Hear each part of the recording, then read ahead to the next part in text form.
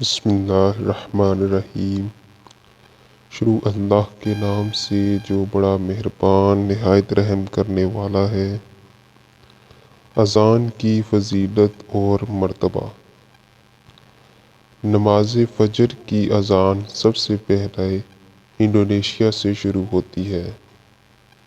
اس کے بعد Sumatra, Malaysia, Dhaka, Sri Lanka, India, Pakistan, Afghanistan, Muscat, سعودی عرب، Kuwait, Dubai, یمن، Iraq, Iran, Istanbul, طرابلس، Libya اور امریکہ تک مسلسل 9 گھنٹے فجر کی اذان ہوتی ہوئی واپس انڈونیشیا میں پہنچتی ہے، جہاں نماز ظہر کی اذان کا وقت ہو جاتا ہے۔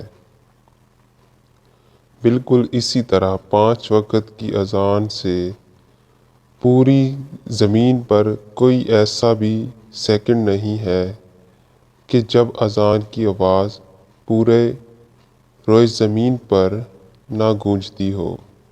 سبحان اللہ، ماشاء اللہ۔ اس انفارمیشن کو آگے تک پھیلائیں تاکہ سب کو اذان کی فضیلت اور مرتبے کا اندازہ ہو۔